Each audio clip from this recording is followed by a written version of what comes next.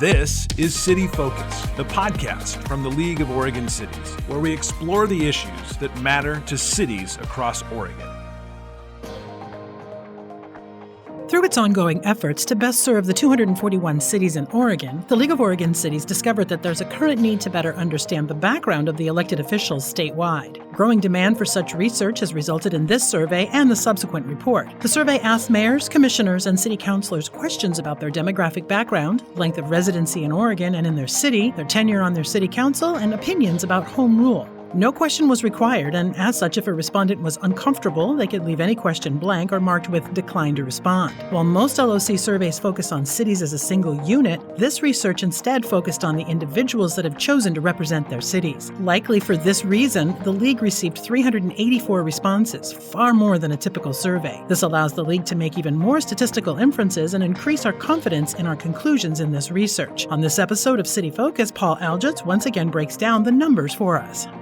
Paul, first of all, welcome again back to City Focus. Thank you for having me. This is part of our our ongoing series of breaking down the data. You've done a lot of survey work and you've compiled a lot of data for us. Mm-hmm. And we've been looking at that data and kind of trying to, draw out what we can about it. So for this podcast, I thought we just hit on each of these data points and talk about what they tell us.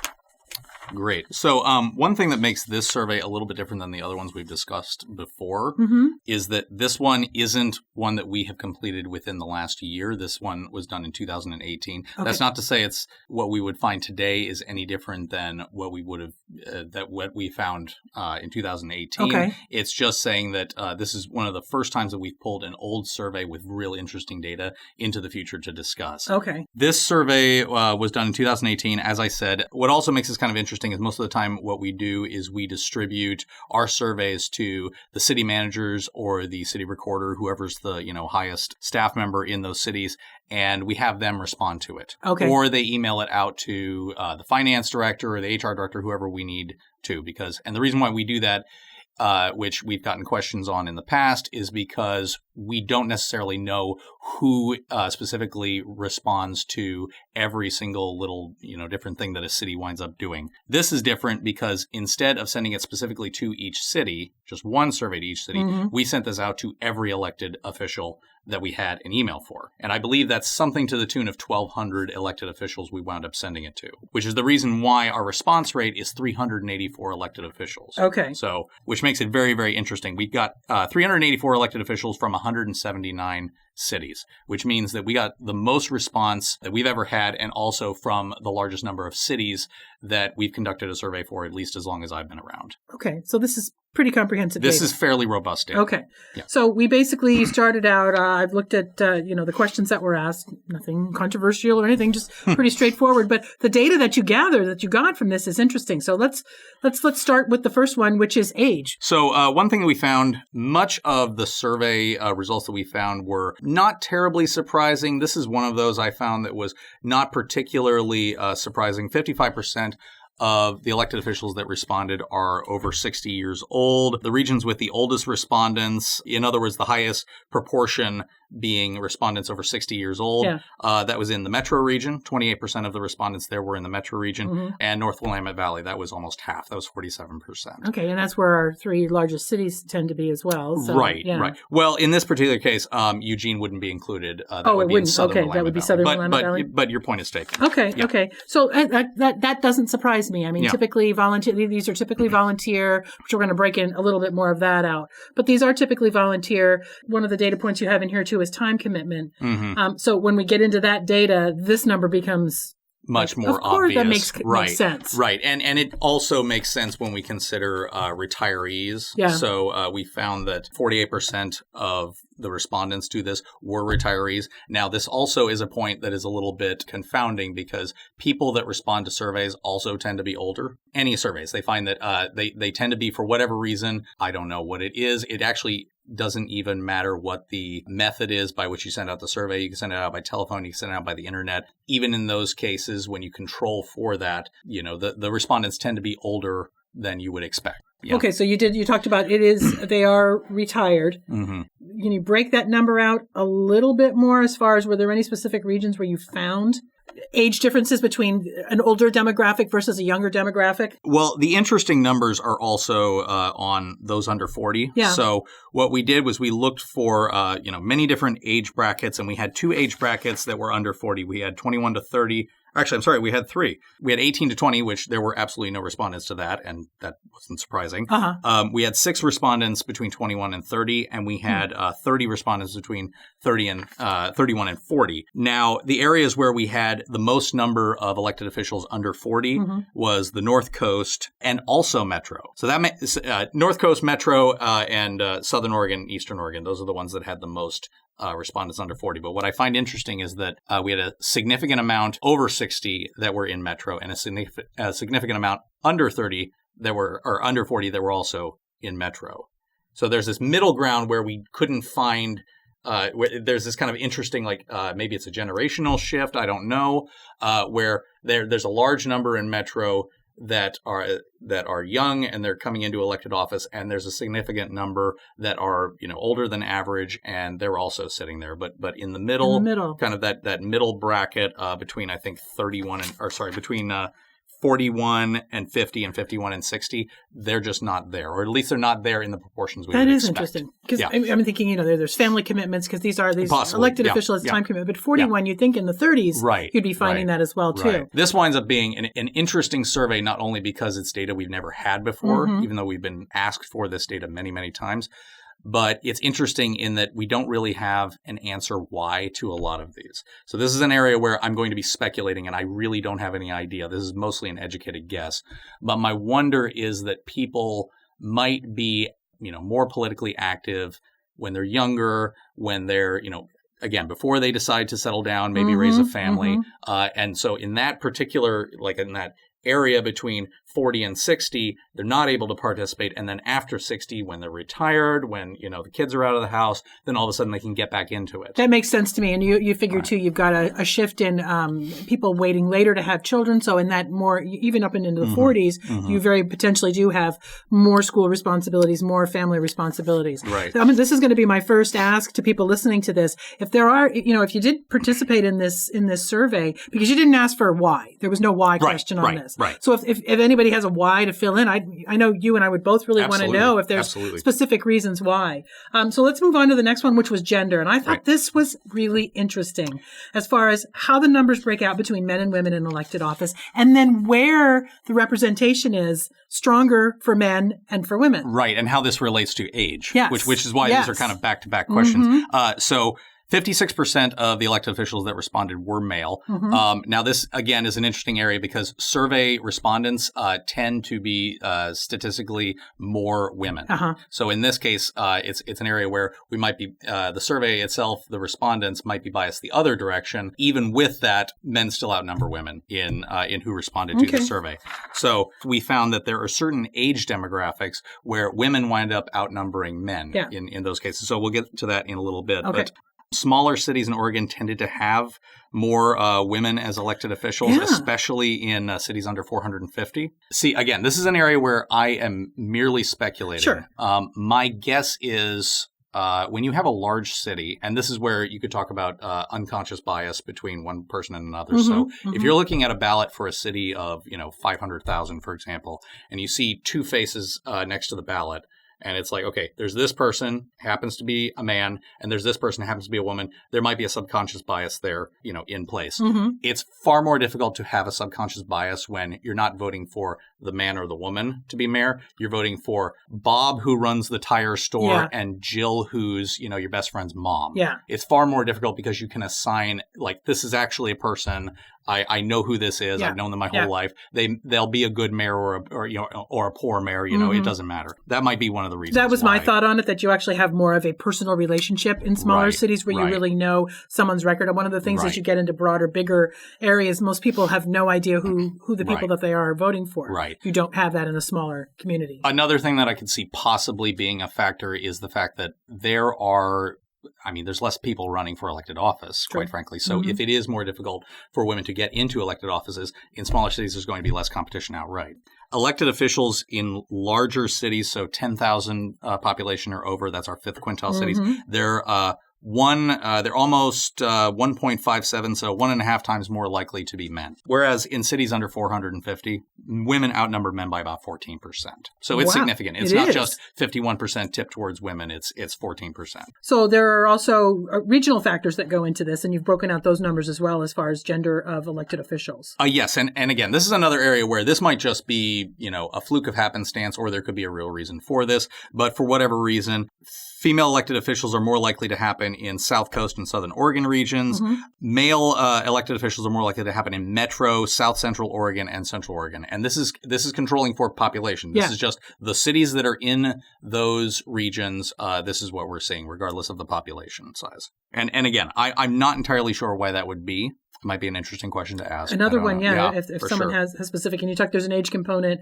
So the overwhelming majority of male elected officials is age 60 and over. Right. And then the demographics under 40, where the female respondents outnumber the male counterpoints. Yeah. So this is an interesting area, and it was one of the more fascinating results that we found, because I wouldn't have necessarily thought this.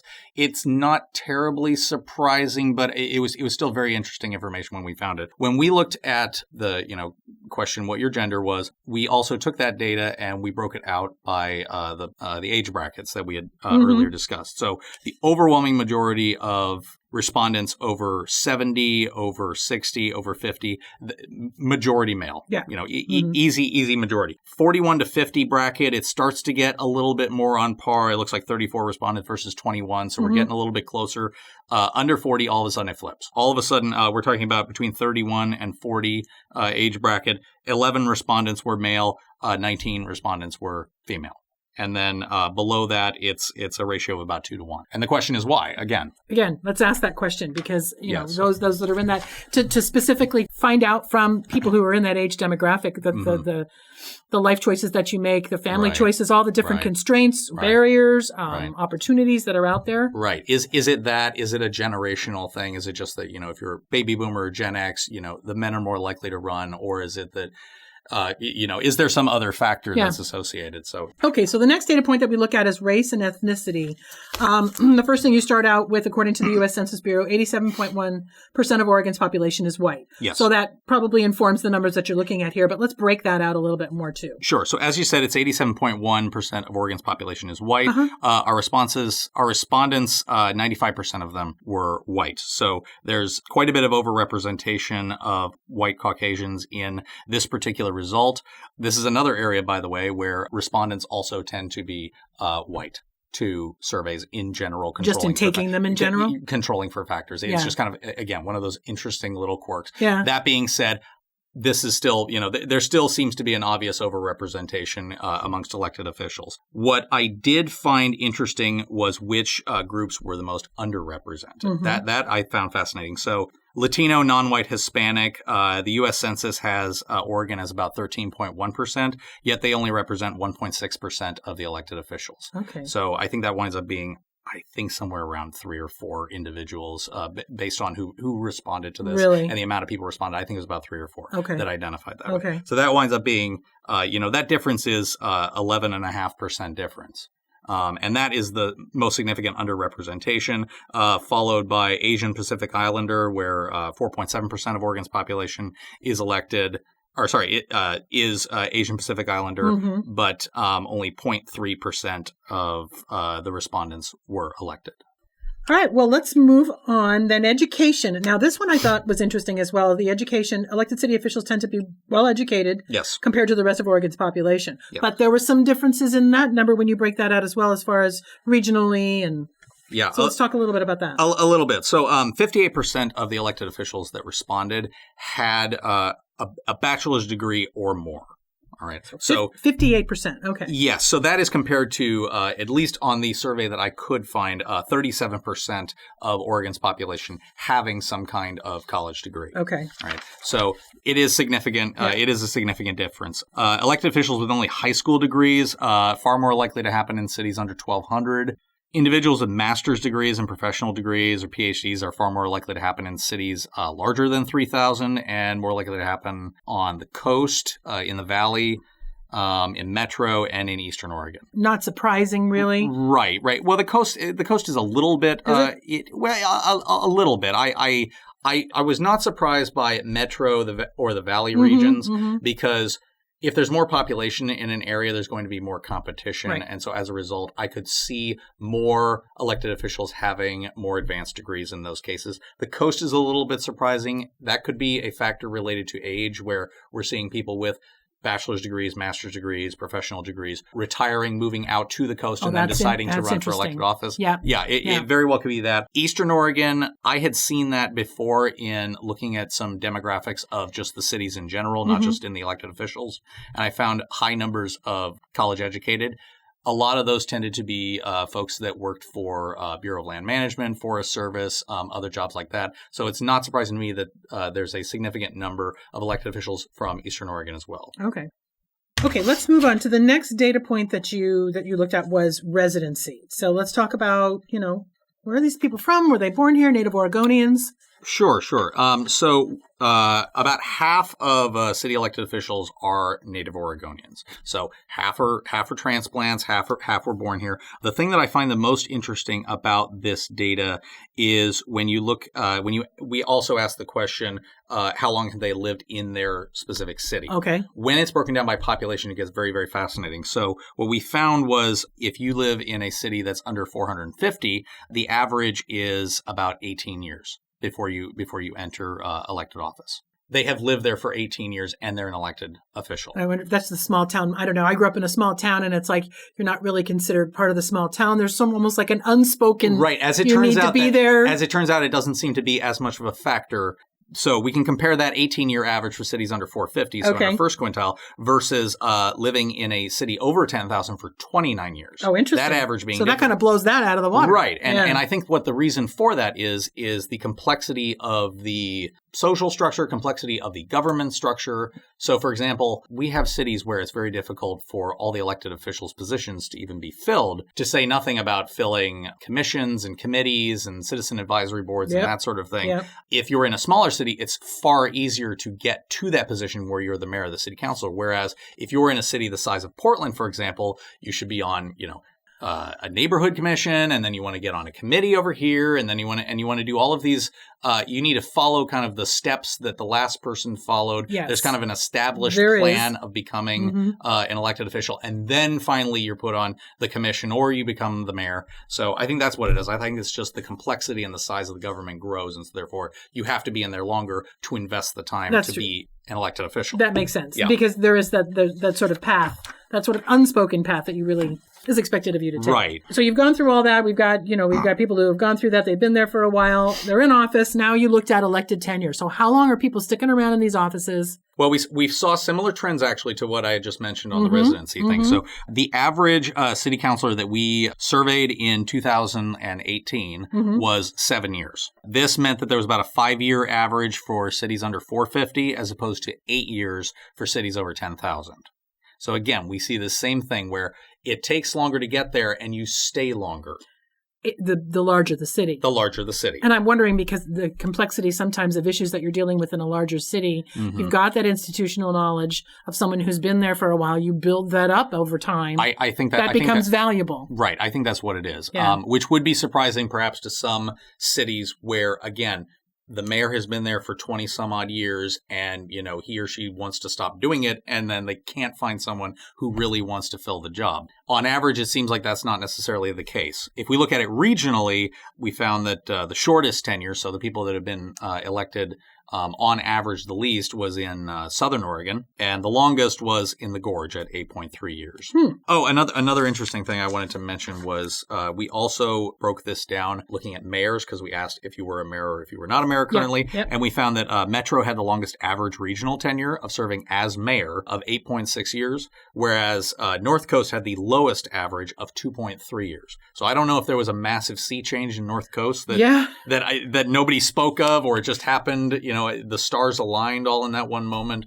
But that is kind of interesting. That is interesting because most mayors are elected for a 2-year period. That's barely one term. Right. And again, it's possible, and this might tie in, and one thing you don't want to do with data, I think, is try to tie in a giant narrative. But it's possible that if, tying this to the educational statistics that we saw, it's possible that these individuals retired, moved to the North Coast, and now they're trying to run for elected office. So it's possible that there was a moment in there where just enough individuals were moving out of Metro, out of the Valley, wherever else they're coming from, moving to the North Coast, and then deciding they were going to run for elected office. It may have just been recently that this all happened. And that is one thing that makes demographics surveys difficult, as it is to do statistics on demographics for anywhere, is that it's a moving target and you're treating what's in front of you as truth. In truth, this is a static look at what elected officials were like a year ago. And there's no story behind it. Right. And there's no story behind it. And unless we had, 10 years of reliable data or even 100 years of reliable data, we couldn't say what was really going on. We can only say what we're looking at just based on statistics and a little bit of maybe anecdotal, educated guesswork. Okay.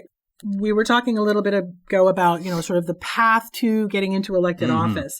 One of the things that was highlighted was, there's the opportunity to serve on boards and commissions. What's the path of the typical person who jumps into city council as a commissioner? So you asked that, have you ever served on city boards and commissions? And so what were the numbers that you found for the people that have or have not? 60% of the respondents had served on some kind of board or commission. And that does not surprise me in the least. Right. Exactly. Yeah. Well, I'm actually kind of surprised that it wasn't more. Wasn't more? Okay. That is a little bit surprising. And again, this is traditionally seen as the stepping stone to getting an elected office on city council or what have you. Again, tying into our discussion earlier, it is not surprising that larger cities, as well as cities in the metro region, elected officials tended to respond yes to this a lot more than other regions. So it is the larger cities. It takes longer to get to that position because there's a certain number of boards and commissions that you have to get to. And if it's a competitive position, sometimes it's the more volunteer work, the more boards and commissions wins. It's literally, it's network building. And a lot of elected officials will come out of the neighborhood association. Yep. That's typically the first. And so you're starting to build relationships within that. And then you expand.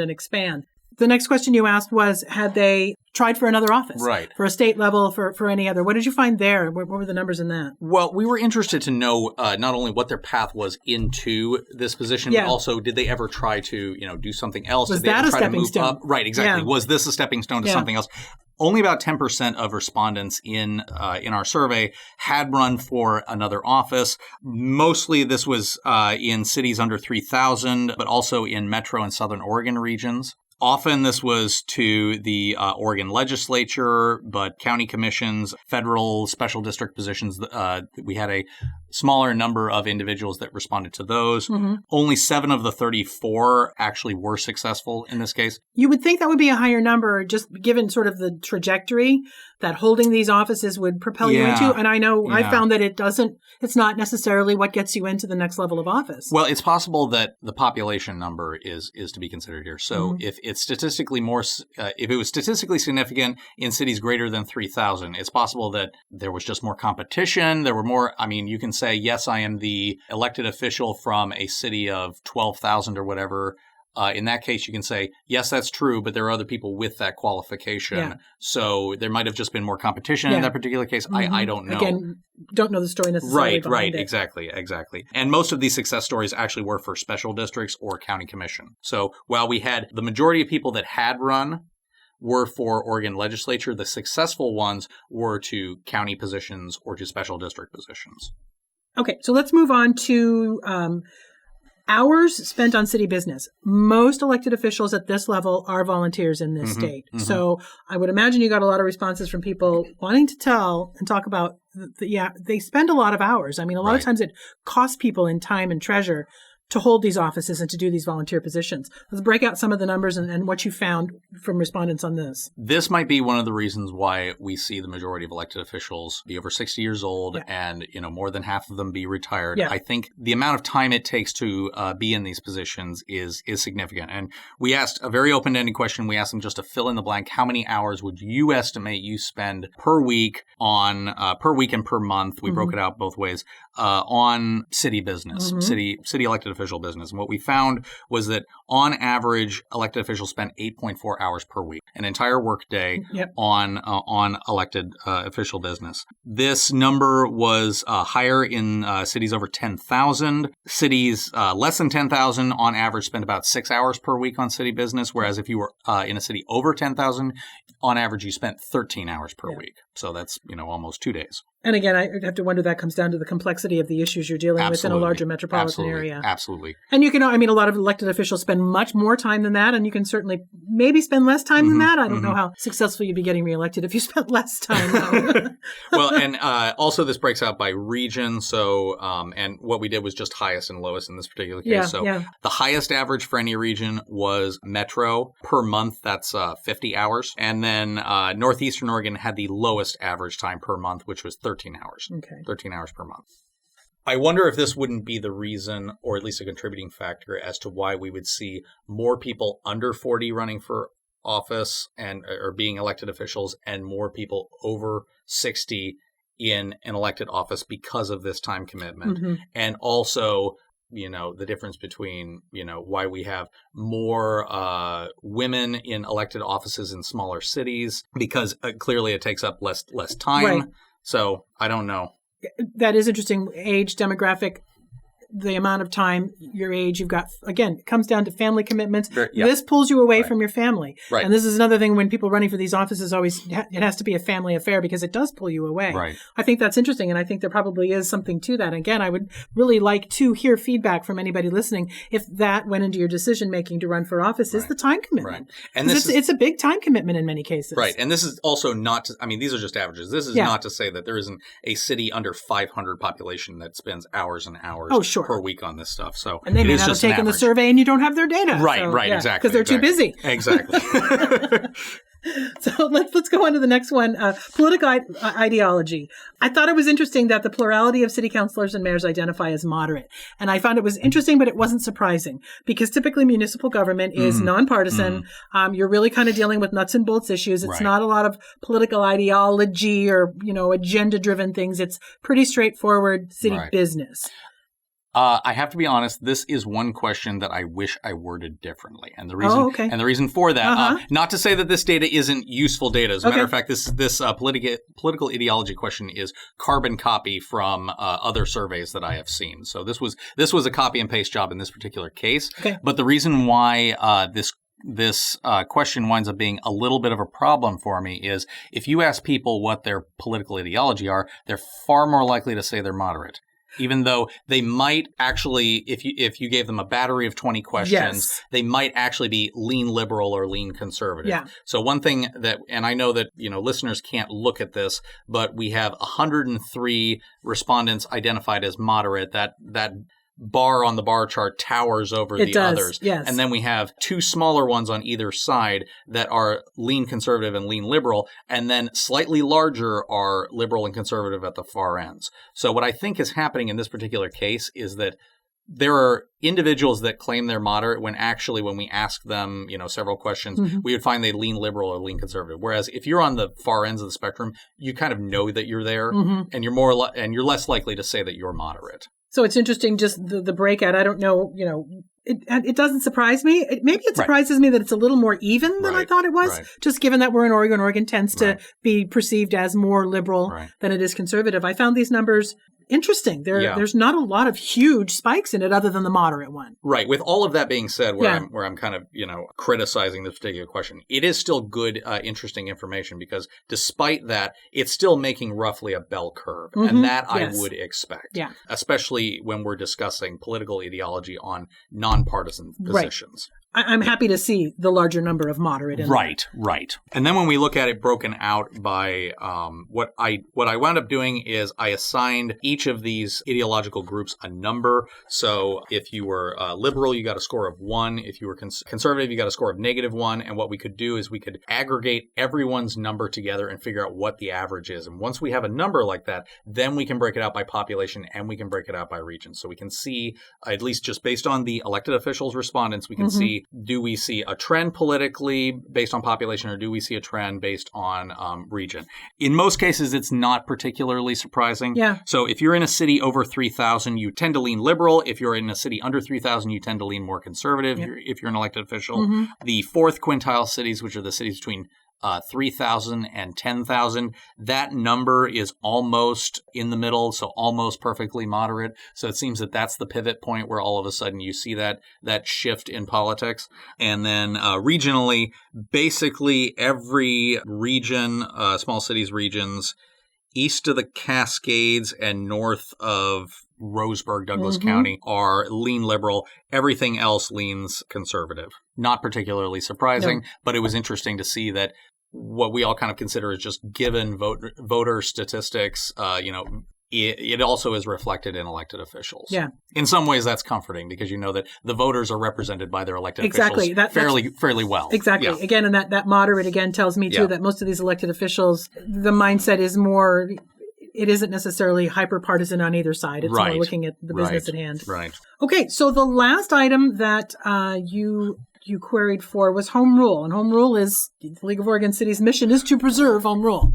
So what were some of the responses? What's the data you got on? In some ways, this is a no-brainer question.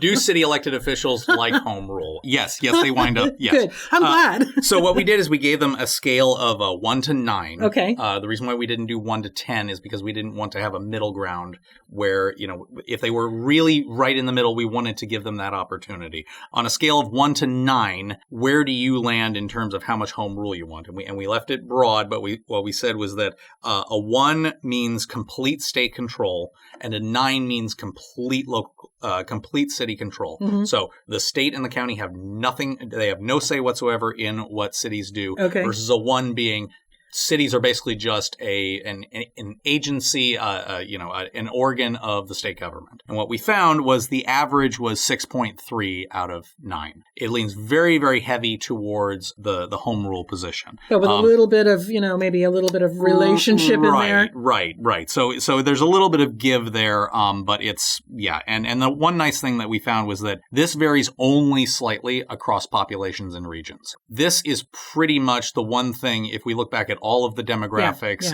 all of the results, even the political ideology, this is one area that the elected officials agree on, which, for the League of Oregon Cities, that is very comforting. Yes, I'm sure.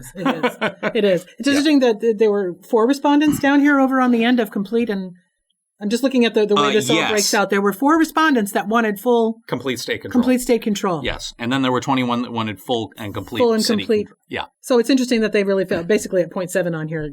That is good to know. Right. And again, that shows that the league is in concert with the mission and the goals of the cities. Right. Which means that we are on the right track. Yeah, doing your job.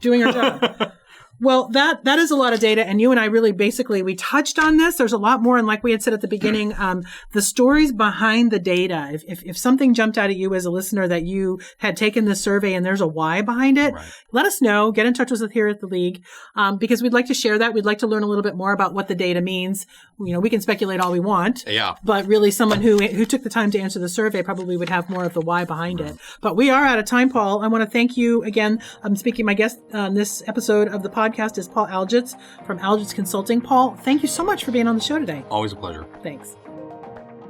As always, thank you for listening to the City Focus podcast. We really do appreciate you taking time out of your day to listen to the content we share with you, and we hope that you find the information useful. Be sure to check out show notes so you can read the full elected demographics survey report.